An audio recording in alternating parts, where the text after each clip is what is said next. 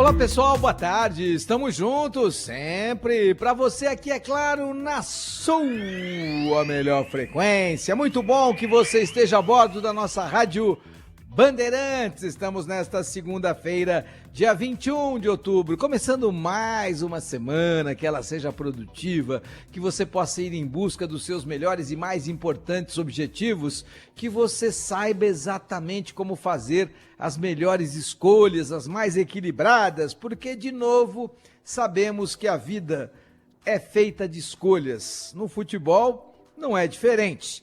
Decisão não é para jogar bonito, decisão é para ganhar. Aquela boa e velha história que sem ousadia não é vitória, essa é uma das maiores balelas da história do esporte de competição. Sem erro, você pode conquistar. Com mais erros, você tem a grande probabilidade de perder. Ousado, sim, desde que haja necessidade de que o seu time seja ousado. Ontem, o Flamengo, melhor e com vantagem, fez o que tinha que fazer. E olha, entra num 4-2-3-1, é um modelo de jogo que já foi até implementado pelo Tite e que não tinha planos B e C para jogar contra equipes diferentes, em momentos diferentes da vida do Flamengo, e principalmente quando perde o seu homem de referência na frente, não soube mais o que fazer, por isso perdeu o emprego. Algo diferente do Felipe Luiz, que fez o prático, fez o óbvio, sem grandes invenções e voltou com aquele modelo. E aquele modelo, tendo o Gabigol como homem de referência, aquele modelo tendo todos os jogadores qualificados que o Flamengo tem, naturalmente tende a ser bem sucedido. E o Corinthians? O Corinthians resolveu ser ousado.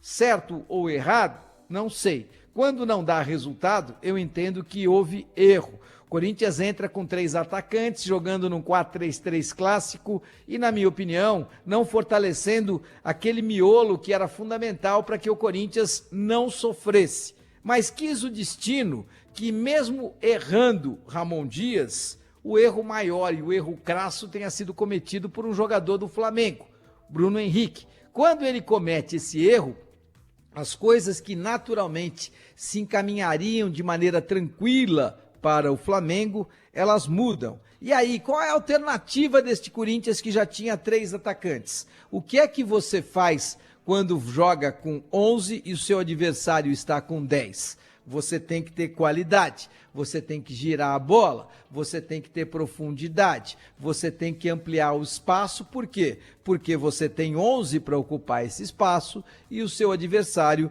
só tem 10. Mas você já está com 3 atacantes, o que é que então você tem que fazer? Qual é a alternativa que você tem que buscar? Como é que você vai ter mais profundidade? Como é que você vai buscar amplitude se você não tem aquele diferente? Aí entra uma boa e velha história. A escolha é determinante para que você possa alcançar o resultado. Estudar como é que você fará a melhor escolha é para mais competentes.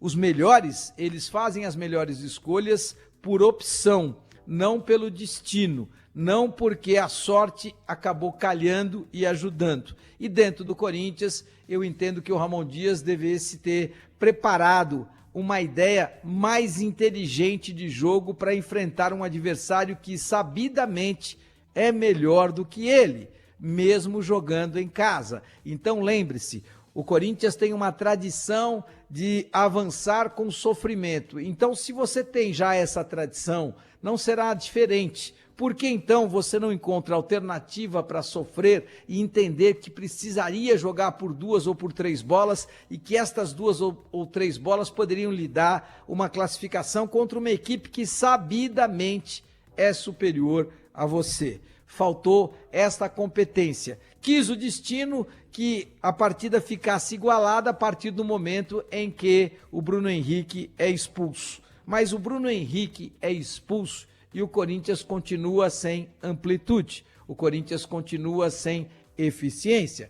Por quê? Porque o Corinthians continua sem aquele diferente, sem poder contar com o Memphis Depay, que não foi inscrito para a Copa do Brasil. Era um time bem equilibrado, mas que dependia muito do Rodrigo Garro. Rodrigo Garro bem marcado, como então você ter possibilidade de ser diferente sem jogadores que possam garantir essa diferença? Cadê então o chute do Hulk nesse time do Corinthians? Ninguém nesse time do Corinthians chuta como o Hulk, a não ser o Depay, que naquele momento estava fora do time. Cadê o time que tem um drible tão impactante quanto o Estevam tem pelo Palmeiras? Não há mais, porque um cara próximo ao Estevam, repito, próximo, sem a virtude, sem a qualidade, sem o brilhantismo, mas no 1 contra 1 muito forte, esse cara já não faz parte mais do elenco do Corinthians,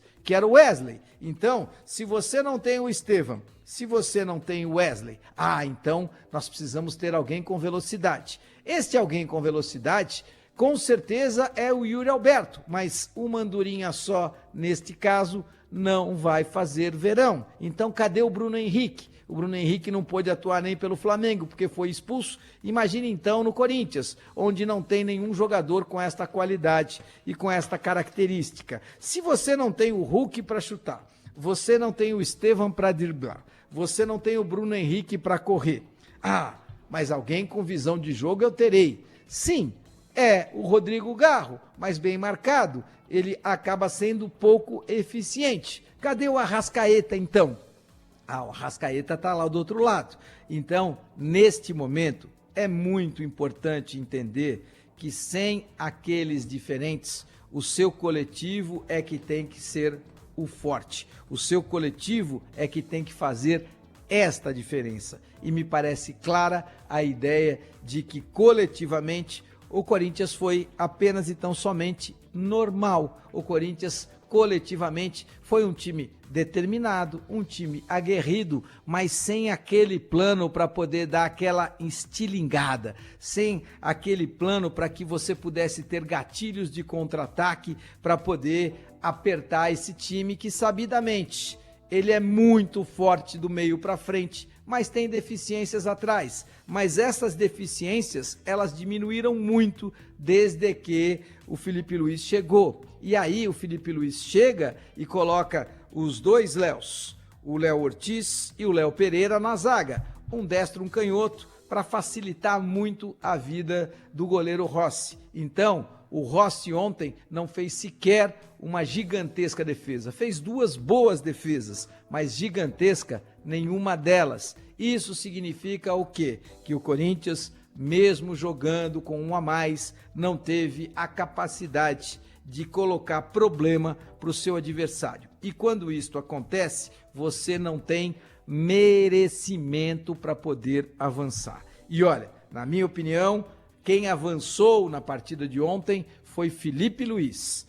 A partir do momento em que ele tem o Bruno Henrique expulso, a partir do momento em que ele sabe que tem o resultado a seu favor, porque já havia conquistado nos primeiros 90 minutos a vantagem, ainda que uma vantagem apertada, quem deveria correr riscos, quem deveria ser ousado não era ele, e sim o time do Corinthians. E ele, a partir do momento em que ele tira o Gabigol e coloca um terceiro zagueiro, puxando o Fabrício Bruno para ser esse terceiro zagueiro, para muitos ele foi infeliz, para muitos ele foi inexperiente. Para mim, ele foi campeão, para mim ele foi qualificado, para mim ele avançou muito na ideia de que decisão é feita para que você conquiste, não para que você jogue bonito. Então, mesmo com 38 anos, neste momento, Felipe Luiz dá passos importantes para se tornar um grande treinador do futebol brasileiro, porque entende que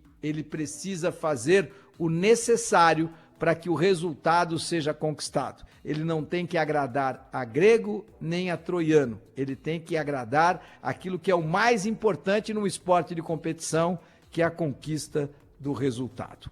Ótimo que você siga por aqui na Bandeirantes.